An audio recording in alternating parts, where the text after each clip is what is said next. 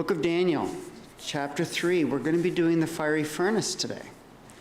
We're going to be looking at it, making some observations, thinking through some things, and hopefully, Lord willing, have an application conclusion. How do we think through it today? Where's the application for us? So we are in the book of Daniel. This is a story that most of us should all be fairly familiar with. And some things to think about. Before we get to chapter 3, there's chapter 2. And I know that sounds, whoa, like, so amazing. There's a chapter 2. And what happens in chapter 2? We have chapter 2 where King Nebuchadnezzar has a dream. And it troubles him, and then he says, I would like someone to interpret my dream for me. I'm like, okay, just tell us what the dream is. No, I'm not going to. But, and he's like, well, if you can't tell me, you're all going to die. And that's really helpful. And Daniel's like, hold on, let's just give us a little bit. And God gives him the dream, and there's this dream of this large colossal image, head of gold, chest of silver, legs of bronze, feet of mixed metal, right? And so it's this dream that kind of shows the future of the different kingdoms that are going to be coming. And Daniel gives the interpretation. Well, it's in that as the background that we get to this. Because what we actually see is verse 1 of chapter 3, Nebuchadnezzar the king made an image of gold, the height of which was 60 cubits and its width 6 cubits. Okay, and specifically what it was is not actually stated, but the likelihood is that this was of a person. Now, in some ways, this is almost Nebuchadnezzar saying, okay, I was going to be the head of gold. That's going to be my reign. Well, guess what? I have no intention of going anywhere. I am going to have, and Babylon is going to exist forever, which we find out by the end of the book that it doesn't, or at least by chapter 4, 5. It doesn't, but Nebuchadnezzar basically is showing that he's the big cheese and he's in charge and he's going to do, he has established his kingdom. But we look, also there's a few things going on here. Look at the proportions of this image. So 60 cubits, we have a 90-foot tall image by 9 feet wide. Is that a little bit odd shaped or what? That's really odd. Exactly where this is not clear. They have like 3 different places in modern Iraq and the area around there where they think maybe is where this plane was. I did not take the time. Brain's not working. So I did not do a slideshow tonight. But they're actually a French explorer actually found a potential base of what might have been actually the base for this image in one of the 3 places that it might be. So just kind of interesting. I'm piquing your interest. You can go look it up yourself. How about that? All right. So what we also have is who most likely wrote the book of Daniel? Daniel. Okay. And Daniel, we know, okay, who are the 3 men involved in the story of the fiery furnace? Does anyone know their Hebrew names? Not off the bat? Okay. Does anyone know them? Hananiah, Mishael, and Azariah. Those are their Hebrew names. Now, Daniel was friends with them, right? They interacted. What? So, just out of curiosity, I did some looking. Hananiah can be interpreted, God is gracious to me. That's his Hebrew name. Okay? Mishael is by some thought to be the same as Michael, which is he who is God, or as God, and by others asked of God. Okay? And then Azariah can be explained as God is my help or or God helps me. Okay? So very Hebrew names, pointing to God and who he is. And here are these men who had been brought to Babylon. They've been educated in the Babylonian system, and they've been given Babylonian names. Now, Shadrach, Meshach, and Abednego. So Shadrach most likely is signifying the command of Aku, which is the Babylonian moon god. Okay? Meshach is who is what Aku is, which is actually kind of like the Hebrew of who is what God is. All right? So instead of, or who is like Yahweh, who is like Aku. All right? And then Abednego is possibly a botching of the Babylonian god Nebo instead of Nego. And that is the servant of Nebo. And so here they were, they had these very Hebrew names. They were, and Daniel knew their Hebrew names, and yet for this story, for this narrative that he is going to be relating to us, that he documents, he is using their Babylonian names. And as I was studying and thinking, why would he use their Babylonian names as opposed to their Hebrew names? He knew their Hebrew names. He was friends with them. We saw that earlier in chapters 1 and 2. So why their Babylonian names? We'll come back to that. If I forget, remind me. Okay, we'll come back to it.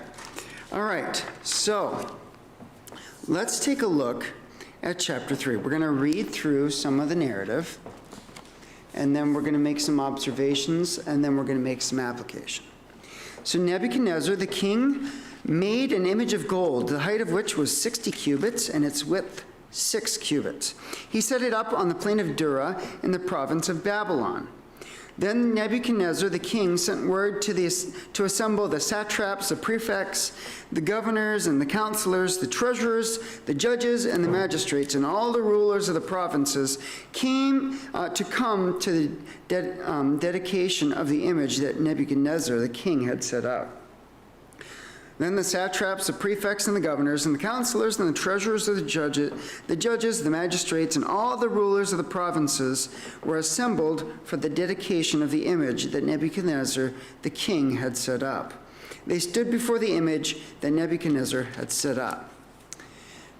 So basically this is the senators, the representatives, the judges of all the land, the governors, everyone was called to come to this image. And so they all come. I mean, they don't refuse the king. It'd be kind of bad for them. And then verse 4. Then the herald loudly proclaimed, "To you the command is given, O peoples, nations, and men of every language. At the moment you hear the sound of the horn, the flute, the lyre, the trigon, the psaltery, the bagpipe, and all kinds of music, you are to fall down and worship the golden image that Nebuchadnezzar the king has set up." Now, very interestingly, well, maybe they're just to bow down to it, right? Just to show respect or whatever. No, bow down and what? Worship. Got a problem. Because last time I checked, in Exodus 20, in the Decalogue, or the Ten Commandments, it says not to have any graven image, right? And not to worship, thou shalt have no other gods before me. We've got a problem.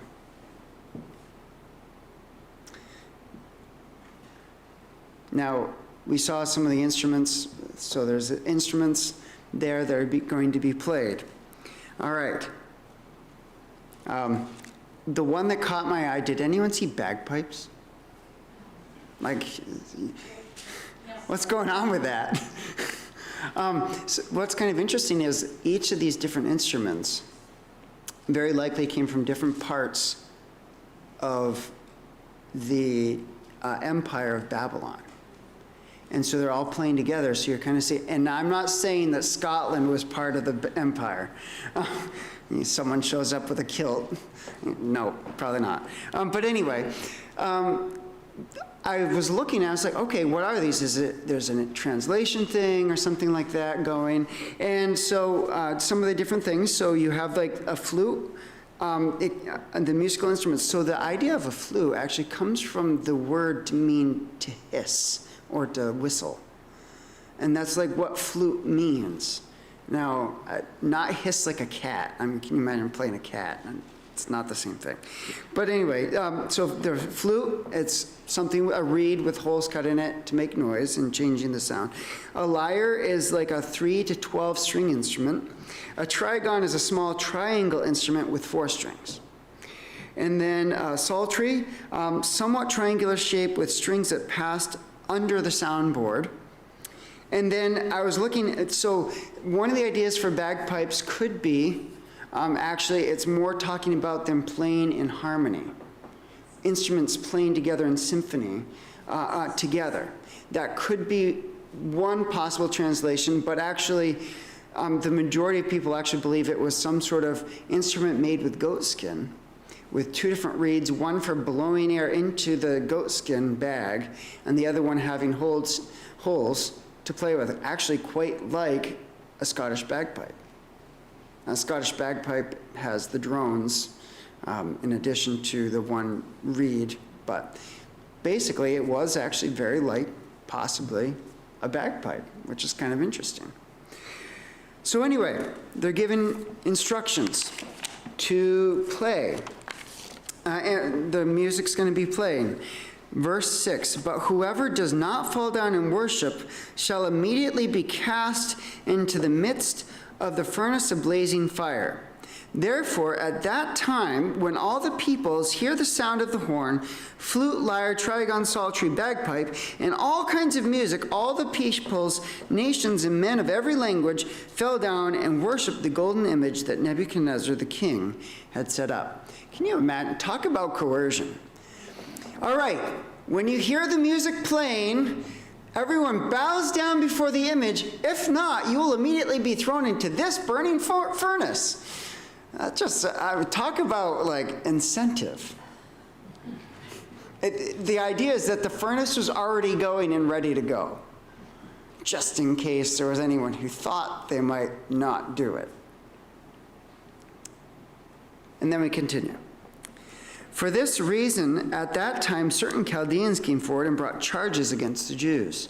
Now, these were people who were in, most likely in Nebuchadnezzar's counselors or the magicians or wise men or whoever they were. And remember, earlier in the book of Daniel, we see that Daniel and his friends, because they had obeyed God and not eaten the king's meat, they had shown they were healthier, they showed great wisdom and knowledge and insight.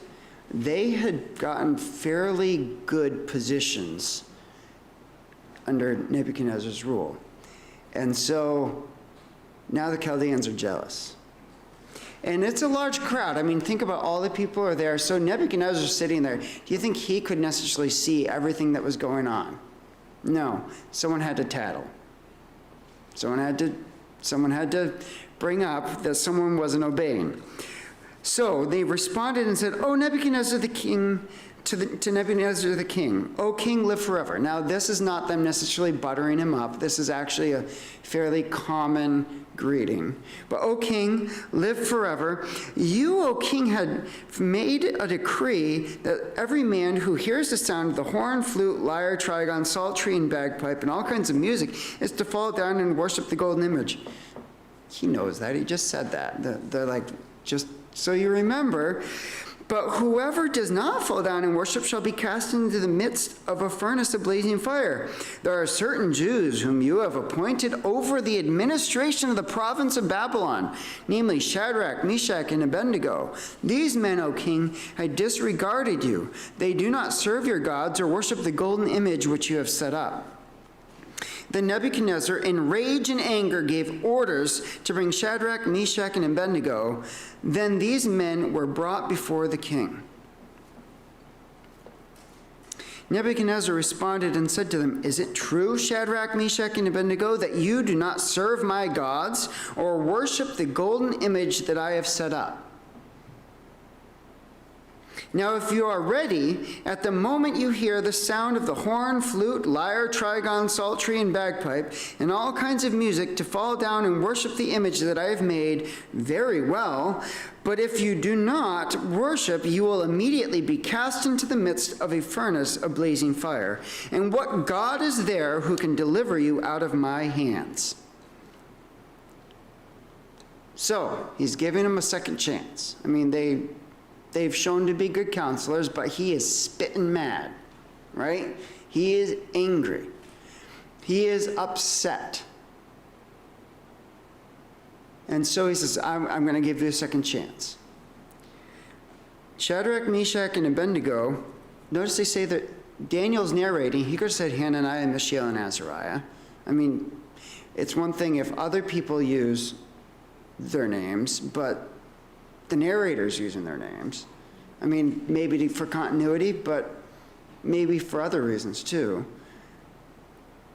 So Shadrach, Meshach, and Abednego replied to the king, "O Nebuchadnezzar, we do not need to give you an answer concerning this matter. If it be so, our God, whom we serve, is able to deliver us from the furnace of blazing fire, and he will deliver us out of your hand, O king. But even if he does not, let it be known to you, O king, that we are not going to serve your gods or worship the golden image that you have set up." Talk about courage. Do you think they did this in a way where they stuck out their chest and, "Well, my rights"? And do you think they were nasty about it or prideful or arrogant in their response? Does this sound like arrogant men? Does it sound like men who had made a decision before they were asked? Yes. This was something that they had already decided on before Nebuchadnezzar even conceived of building a tower or a golden image. This is something that they had already decided. We already see their resolve in chapter 1 and chapter 2. They had already resolved that they were going to obey Yahweh. What do you think? Do you think it's easier in the moment to make a critical decision about how you're going to obey God, or if you've already made the decision prior to the pressures of life being applied? Prior to the pressures of life coming, it is far easier to respond if we've already made our decision. Now, we live in a world that is demanding capitulation, aren't we? Look at what month we are in. I didn't even plan this in that way, but look at what month we're in right now. This month is a major capitulation of sin. God is very clear about what is right and what is wrong, and we live in a society that is very much trying to call what is right wrong and what is wrong right. And it's not that we're to be nasty about it. It's not that we're sitting there beating our chest, puffing our chests up in an arrogant way, and "You're wrong and I'm right because this is what the Bible says." Well, no. No, this is what the God that I love says. The God who sent his son to die for me says. The one who has purchased me. This is the God who made me. And I have committed to obey him.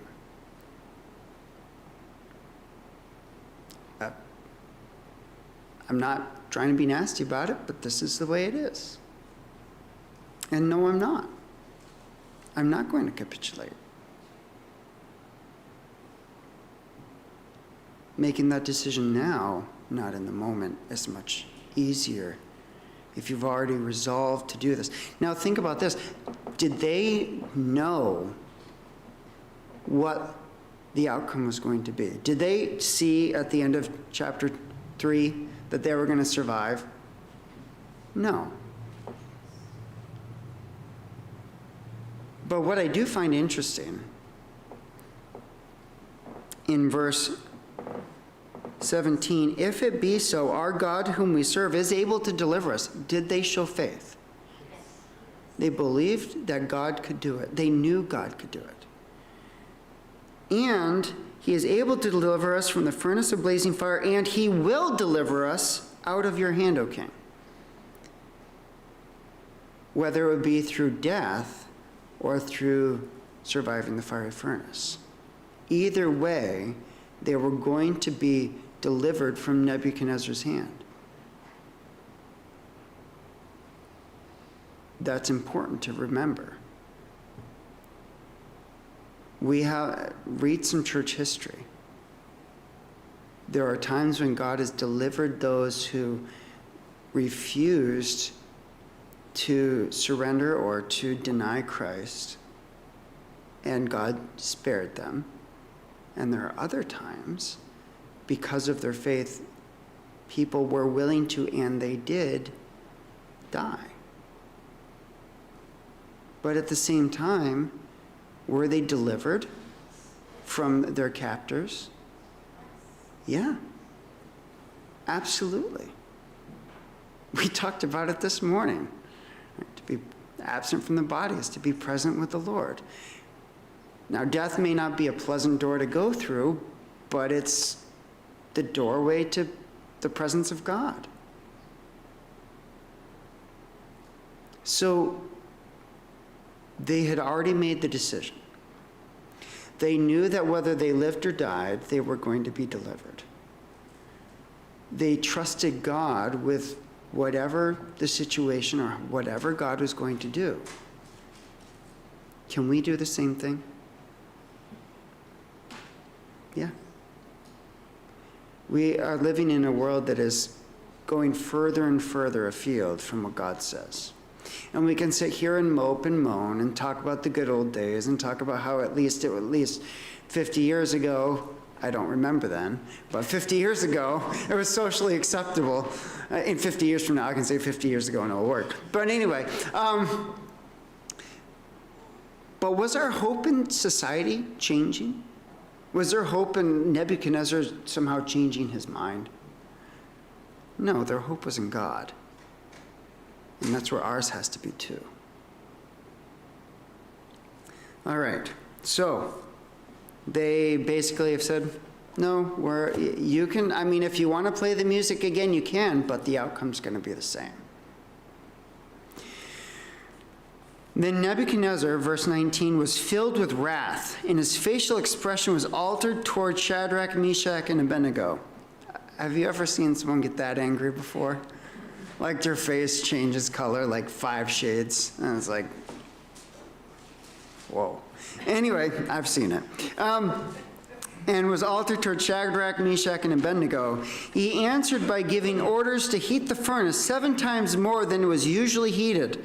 He commanded certain valiant warriors who were in his army to tie up Shadrach, Meshach, and Abednego and in order to cast them into the furnace of the blazing fire. Now, the idea of ovens like this, or these furnaces, quite often had a top hole and a side hole. That's typically how they worked. So most likely they were cast into from the top, and as Nebuchadnezzar is looking in through the side, that's what he sees. So these men were tied up in their trousers, their cloaks, their caps, and other clothes, and were cast into the midst of the furnace of blazing fire. For this reason, because the king's command was urgent, and the furnace had been made extremely hot, the flame of the fire slew those who carried up Shadrach, Meshach, and Abednego. Isn't that interesting? The king's rage cost some of his most valiant warriors their lives. Do you think he was thinking logically or reasonably at this point? No. No, he wasn't. But these 3 men, Shadrach, Meshach, and Abednego, fell into the midst of the furnace of blazing fire, still tied up. When Nebuchadnezzar the king was astounded and stood up in haste, and he said to his high officials, was it not 3 men we cast bound into the midst of the fire? They replied to the king, "O king, certainly, O king." And he said, "Look, I see 4 men loosed and walking about in the midst of the fire without harm, and the appearance of the 4th is like a son of the gods." Then Nebuchadnezzar came near to the door of the furnace of the blazing fire, and he responded and said, "Shadrach, Meshach, and Abednego, come out, you servants of the Most High God, and come here." Then Shadrach, Meshach, and Abednego came out of the midst of the fire. The satraps, the prefects, the governors, and the king's high officials gathered around and saw in regard to these men that the fire had no effect on the bodies of these men, nor was the hair of their head singed, nor were their trousers damaged, nor had the smell of fire even come upon them. Who's ever been to a campfire? I've lost some arm hair. We won't talk about it. Lost some arm hair. Guess what? It smells pretty bad when you burn arm hair. Just being around a campfire, you can tell. You go home and, oh, yep, we had a campfire. Just being near it. Now, can you imagine? These guys come out of the fiery furnace and they don't smell like fire at all. I mean, the guys standing near the fire on the outside probably smelled like smoke, but the men who were actually in the fire did not. That's pretty amazing. Nebuchadnezzar responded and said, "Blessed be the God of Shadrach, Meshach, and Abednego, who had sent his angel and delivered his servants who put their trust in him, violating the king's command and yielded up their bodies so as not to serve or worship any god except their own God. Therefore, I make a decree that any people, nation, or tongue that speaks anything offensive against the God of Shadrach, Meshach, and Abednego shall be torn limb from limb, and their houses reduced to a rubbish heap, inasmuch as there is no other God who is able to deliver in this way." Now, they were a testimony to the ruler of Babylon and to those who are around them. Did they know that this is what was going to happen? No. But God saw fit to do this. Now, something else, I said I was going to come back to it. Why use their Babylonian names? Remember, their Babylonian names talk about, are actually homages to what? The gods of Babylon. And despite the attempt of the indoctrination of these young men, or the attempted indoctrination, the changing of their names, trying to change their identity, they remained faithful and true to the one true God. And the one true God showed more power than any of those false gods that they could have possibly had. We live in a world that is rebelling against God. They're trying to have us capitulate, just say what they say, agree with what they agree with, and life will be fine for you. We're not angry. We're not belligerent. We're not arrogant. We're not to be know-it-alls. Not be smart Alex, but humbly and willingly standing for what is right, being obedient to God, deciding beforehand. So as we go through this week, as we interact with those around us, we love them, we care for them, but we're also not afraid of the truth either. And we trust God with the outcome. We don't have to fear when it looks like things are getting bad. Can you imagine the believers in other countries right now, China, Venezuela? They know that their allegiance to God is very, very likely going to cost them their lives. Or it could ostracize them from their families. But they have decided when they believed, they made the decision to follow and obey God.